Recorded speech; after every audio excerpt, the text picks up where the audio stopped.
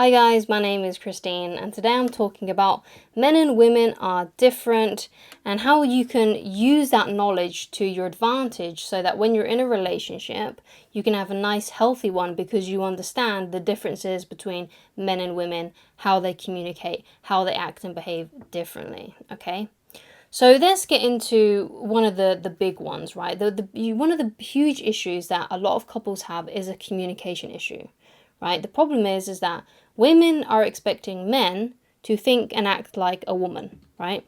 Because that's how because a woman just assumes that everyone, especially their partner, needs what she needs, right? And it's the same the other way around. Men expect women or believe that women think and act like men, which in reality is, not true, right? So what are the differences? How does a woman think? How does a man think, right? And how is that important to communication? So with communication, sometimes with what goes on, why there can be quite a lot of conflict is because women usually complain about men that men don't listen, right?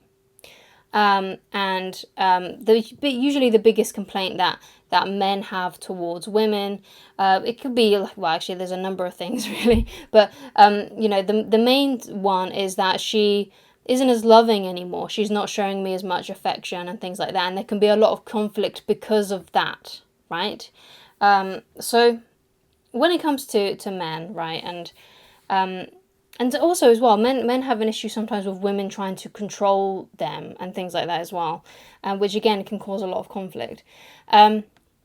So what women need to understand about men, especially when it comes to communication, is that whether it's an actual man cave or whether they go fishing or whether they sit down and watch sports, sometimes men need downtime.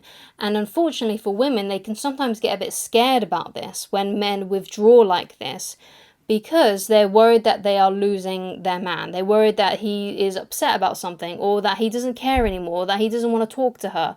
But when a man withdraws, he needs it, right? This is how most of the time, at least, he rejuvenates himself. He needs to withdraw. So whether that's literally going into his man cave, as in like going into like his den, his office or something like that, or he goes out and he goes fishing, or he watches TV, or he plays some video games or something like that.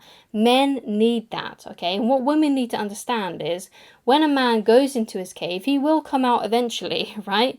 He will come out and then he'll be more present with you, but sometimes he needs that downtime, okay? And sometimes, unfortunately, a man may wish to withdraw at a time where she really wants him not to, like she really wants to have a conversation, right? She really wants his attention, she really wants help with something, or she's really worried about something, or she needs to have an argument with him about something because something went wrong, or she's blaming him for something or whatever, right? And if a man withdraws in that moment, it can make her feel very angry, upset, abandoned, right? But the thing is that what men need to communicate, right, when they need to withdraw is they say, look, I really need just like half an hour of downtime. Can we talk about this in like half an hour, please? I just need some time alone, just to reflect, just to cool down, just to kind of stew things over in my head. But I will come back and we can talk about it in a bit. But right now I just need some downtime, okay? So that's one way that men can communicate that with their partners. And if you have a partner who loves you, who cares about you, she won't mind, right? As long as you are promising that once you've had your downtime, you're going to come out of your man cave and you're going to be present with her, right? Because what a lot of women want when it comes to their men is they want his presence, right? And that means his full attention, right? So that means when a woman comes to you, right, and you are not in your man cave and you don't need some downtime, you're just, you're okay to chat, it's best to stop whatever you are doing to talk to your partner, to talk to your wife, to talk to your girlfriend. Okay, you need to stop whatever it is that you're doing and focus on her because that's what she wants. She wants your presence. Okay. Another thing that women want is polarity. Like if she is a very feminine woman, then she will want a guy who is like a man's man, basically, you could say, right? Who is very decisive, a leader, but also very kind and, and not aggressive or anything like that. But, so I know it's a bit of a tricky balance, but she doesn't want someone who's like a macho man. She just wants a guy who is a leader and is nice to her, basically kind to her, right? That's pretty much what she wants. She wants his presence and she wants that, right? So that's some of the differences there, okay? So with women, some of the things that can really frustrate men is that women love to talk about their feelings, right? And they love to talk about their day. They love to talk about just anything. Sometimes they just like to talk for the sake of talking, right? And all that a man needs to do is, just give her the presence, give her your presence, and just ask her questions, right? She will stop eventually, but make sure that you are listening, right? And sometimes the way that I do this with my wife, because I do feel like I have a more masculine sort of like personality, like I like to withdraw into like a man cave, I guess you could say. Like I need downtime, and sometimes I don't want to talk, sometimes I don't want to listen, right? So I have that sort of inside of me, and it's something that I've noticed over the years, and the differences between me and my wife, right? So when my wife wants to talk to me and I feel like I'm emotionally available, emotionally ready to hear what she has to say,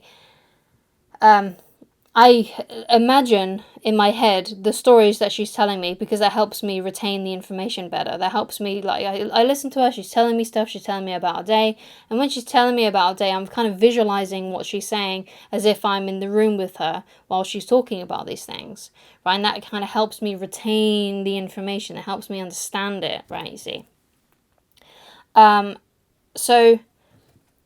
So one of the differences that I noticed in my personal life with men and with women, and this is one of the differences that is kind of like the most dramatic, right, is that going from comparisons to my parents, yeah, because my mum was very much the typical sort of like housewife growing up, right, very, very much like that feminine sort of stereotype. And my dad also was sort of like the masculine stereotype. So my dad, he's very interested in things. And what I mean by things is that he's very interested in buses, right? He loves double-decker buses. In fact, they don't even have to be a double-decker. He loves buses, okay? He also likes trains too, but mostly he loves buses, right?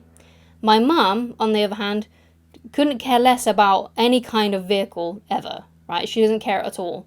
She loves to talk. She loves people. She loves talking about people. She loves talking about relationships.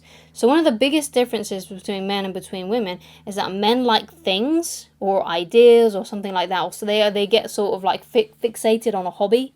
It could be like, I don't know, creating fish tanks or buildings, architecture or something like that.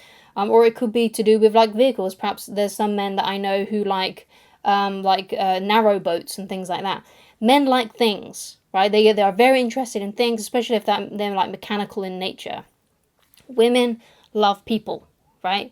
Generally, right? Now, of course, in saying all of this about men and women, right, there of course are some women out there who are more masculine minded, who are more interested in things. And of course there are some men out there who are a little bit more feminine and are interested in people. Obviously these things are not black and white, 100% definite for every single man, every single woman, okay? Obviously, okay? But as you can see why then women love to talk, right?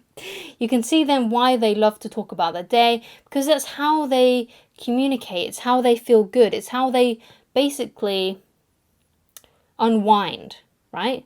When a man unwinds, he kind of needs time alone. He needs time to watch TV, he needs time to go fishing, he needs time to, maybe just sit and reflect for a while, right? And kind of switch off, like he wants to switch off his brain, because it's been, he's been at work all day or whatever, he's been doing all these different things, and now he needs some downtime where he can just sort of switch off, right?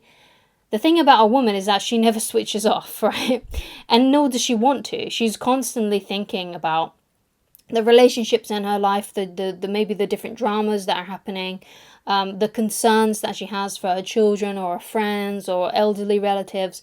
She has deep care for people, right? And this is why there can be that communication sort of barrier, because it can seem like men don't care, right? And it can seem like women care too much, right? From both sides of those perspectives. So it's all about understanding these. And once you understand that a woman needs to communicate, a woman needs to talk about her feelings, then you can feel a lot more empathetic, because you know that's how she's going to unwind. Because what you want to imagine is like when your wife comes to you, she's like a ball of wire, right? And as she talks, the wires come undone, right? Okay, so that's why it's important to give her your presence and to talk to her, and to sometimes you don't even need to say much. All you need to do is just say, oh, what happened next, or how did that make you feel, or so what happened after that, or what happened with that person, or how did that person react when that happened.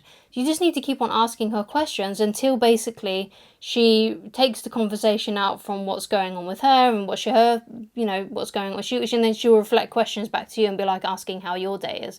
And that's how you basically know when the conversation calms down, when she's not talking as much, that she's got everything off her chest. Then she may even say to you, oh, thanks for the chat, it was really good, or something like that.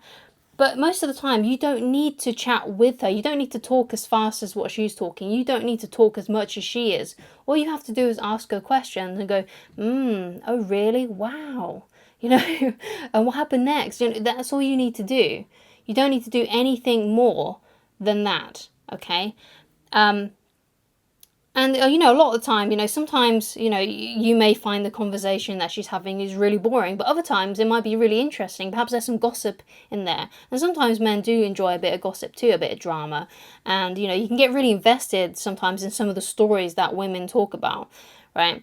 I know that's how I feel when my mother talks to me, and my mother talks way faster, way more than what my wife does, right? I remember once when my mum was very similar to my grandmother, and they both would talk. When they would talk over each other, right? It was crazy. And they would go from flip from one topic to another so fast.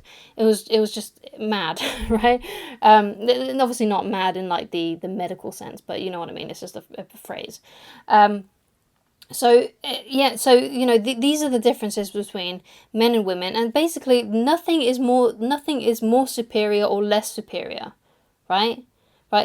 How a woman needs and what her needs are when she communicates is no more better than what a man wants and stuff like that. You just got to understand these are the differences, and once both people understand what the differences are in a partnership, when a woman knows that a man sometimes needs to withdraw, and she allows him to, that gives him that space, and he will come back and love her as much as, as anything, basically, because she allows him space and she's not controlling him. She's not trying to not let him have that downtime, right?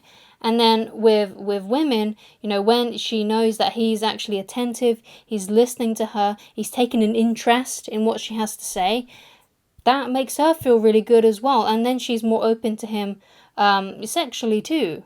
Because, one of the biggest complaints that I said at the beginning that men have is that their women over time don't want as much intimacy.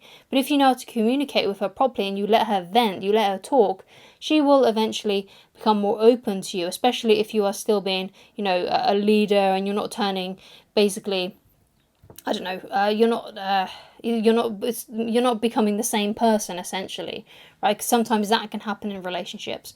People get together, and then they just, because they spend so much time together, they start to morph into kind of these half feminine, half masculine people, right? So you want to keep the roles the masculine roles and the feminine roles sort of in place a little bit, whatever that may be for you, because obviously these things are different for everybody. But it's just something that you may want to think about and to consider. Those are the differences. Thank you so much for watching. Hopefully that's helped you with some relationship advice, so you can have a more healthier relationship, so you can understand your partner way better. If you would like to get in touch with me personally and you'd like coaching with me, then please go to www.christineloveridge.com, and I shall talk to you again very soon. Goodbye.